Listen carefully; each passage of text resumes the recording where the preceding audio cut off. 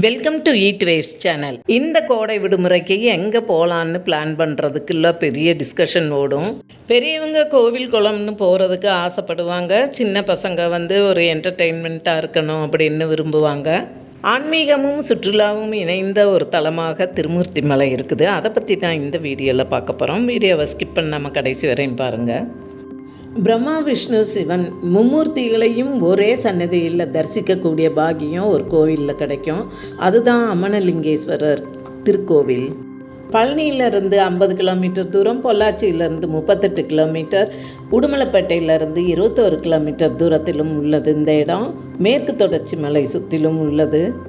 மும்மூர்த்திகளும் குழந்தைகளாக மாறிய தலம் இது. இங்குள்ள தெய்வத்தை தென்கையிலாய மூர்த்தி என அழைக்கிற உன்னத திருத்தலம்தான் இந்த அமனலிங்கேஸ்வரர் திருக்கோயில். அத்திரி மகரிஷிக்கும் அவரது மனைவி அனுசியா தேவிக்கும் அருள்றதுக்காக இந்த மும்மூர்த்திகளுக்கும் ஒரு ஆசை 2 பேரையும் தேடி வர்றாங்க. அது சமயம் மும்மூர்த்திகளையும் குழந்தைகளாக்கி அமுது படைத்தார் அனுஷா தேவி. மும்மூர்த்திகளும் இல்லாததால் உலக செயல்பாடுகள் தடைப்பட தேவர்கள் அனுஷா தேவியிடம் முறையிட்டனர். மும்மூர்த்திகளையும் பழைய உருவிற்கு மாற்றினார்.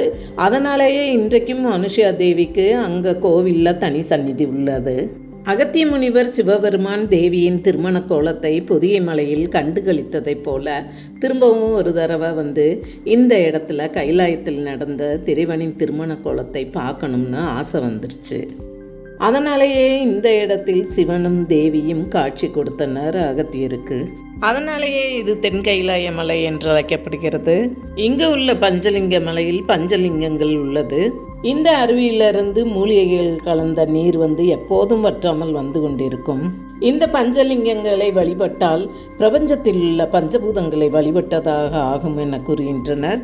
இந்த பஞ்சலிங்கங்களை அகத்திய முனிவரும் அத்திரி மகரிஷியும் அவரது மனைவி அனுஷா தேவியும் வணங்கியதாக கூறப்படுகிறது.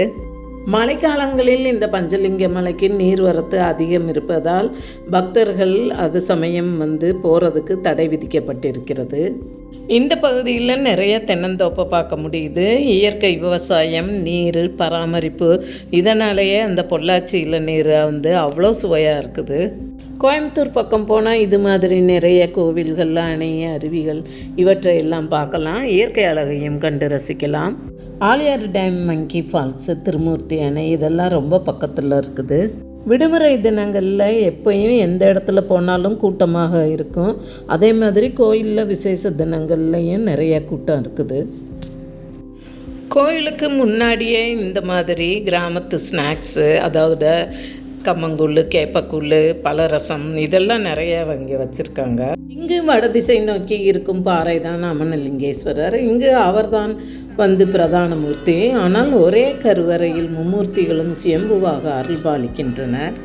மும்மூர்த்திகளும் குழந்தை வடிவில் இங்கு அருள்வதால் குழந்தை பாக்கியம் இல்லாதவர்கள் குழந்தை வரும் அருளும் தலமாக போற்றப்படுகிறது. இங்கு முருகருக்கும் விநாயகருக்கும் தனித்தனி சந்நிதி உண்டு. 2 சந்நிதிகளுக்கும் நடுவில் உள்ள வருஷக்கல்லில் தேங்காயை உடைத்து வழிபட்டால் குழந்தை பாக்கியம் கிடைக்கும் என்பது நம்பிக்கை. இங்கு நவகிரக சந்நிதிகளும் உண்டு. குழந்தைகளாக மாறிய மும்மூர்த்திகளை ஒரு முறை இங்குள்ள 8 கால் மண்டபத்தில் விளையாடி கொண்டிருந்த போது கஞ்சமலையில் இருந்து கல்லொன்று உருண்டு வந்தது. அப்போது அங்கு வந்த சப்த கன்னியர்கள் கல்லை தடுத்து நிறுத்தி குழந்தைகளை காப்பாற்றினார். அங்கு உருண்டு வந்த கல்லில் மும்மூர்த்திகளும் ஐக்கியமானார்கள் என்பர்.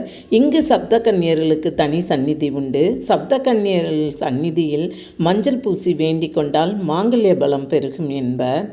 இந்த சப்த கன்னியரின் சந்நிதிக்கு அருகில் தான் ஆறு ஓடுது. அதில் பெண்கள் நீராடி சப்த கன்னியர் சந்நிதியில் வழிபடுகின்றனர். இங்கு சந்தன வழிபாடு செய்வது நினைத்த காரியம் நடக்க உதவும் என்கின்றனர். 2000 ஆண்டுகளுக்கு முந்தைய பழமை வாய்ந்த இந்த குடைவரை கோவிலில் ஒரு பாறையில் சமண முனிவரின் சிற்பமும் இருக்கிறது. இந்த கோவில் காலையில் 6:30 மாலை 6:30 வரையும் திறந்திருக்கும். ஆடி, தை, மகாலய அமாவாசை மற்றும் சிவராத்திரி நாளில் இங்கே கூட்டம் அதிகம் இருக்கும். இந்த நாட்களுக்கு முதல் நாளே பக்தர்கள் இங்கு தங்கி நீராடி முன்னோர்களுக்கு செய்ய வேண்டிய கடமையை செய்கின்ற கடவுளை வழிபடுகின்றனர். இந்த அமனலிங்கேஸ்வரர் திருக்கோயில் இருக்கிற இடம் ரொம்ப தாழ்வான பகுதின்றதுனால ஒரு மழை காலத்தில் போக முடியாது. தண்ணி நிறைய சூழ்ந்திருக்கும். இந்த கோயில் முன்னாடி உள்ள தீபகம்பங்களின் அடிப்பாகத்தில் அஷ்டதிக்குகளை நோக்கியபடி பத்ரகாளி, வனதுர்கை, விஷாலாட்சி, ஊர்த்தவ தாண்டவர், நரசிம்மர், வேணுகோபால், அகோர வீரபத்ரர், ஸ்ரீராமர் ஆகியோரது சிற்பங்கள் உள்ளன. இங்கே அருகிலேயே மலையடிவாரத்தில் திருமூர்த்தி அணையும் ஆனைமலை புலிகள் காப்பகமும் இருக்கிறது. அதனால் இந்த இடம் ஆன்மீகம் மற்றும் சுற்றுலாத்தலமாகவும் திகழ்கிறது. இந்த வீடியோ பிடிச்சதுன்னா லைக், கமெண்ட்டு, ஷேர் பண்ணிவிடுங்க. மறக்காமல் சப்ஸ்கிரைப் பண்ணிவிட்டு பெல் பட்டன் அமைக்கிட்டு ஆல் கொடுத்துடுங்க. அப்போ தான் அடுத்து போடுற வீடியோ உங்களை வந்து சேரும். தேங்க்ஸ் ஃபார் வாட்சிங்.